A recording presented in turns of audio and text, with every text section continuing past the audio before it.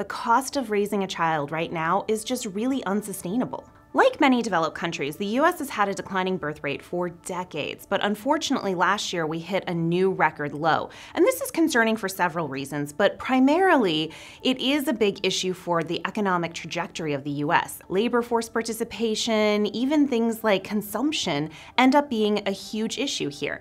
Now, there's a number of reasons why US parents are deciding to have smaller families or opting out of raising kids altogether. One of the big factors that many parents are facing is rising childcare cost. And childcare has always been expensive. It's an expensive service. And unfortunately, it's actually outpaced inflation for a number of years now, and it really ends up being a huge burden on families. The math in this business just doesn't work.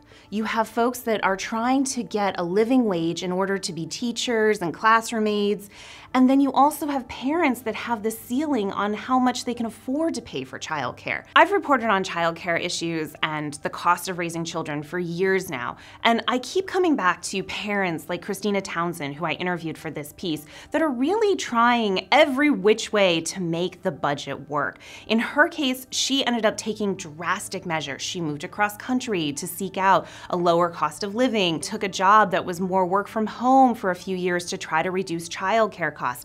In the end, she said she's still really not saving. It's one of those situations where parents more often than not are paying for their children much longer than they used to. Think about it. I mean, how many parents do you know that end up helping their kids pay for college, end up sitting there and taking care of expenses for a few years after they graduate? Launching into young adulthood these days is a very expensive endeavor. If we make it too expensive to have kids in this country, people simply won't.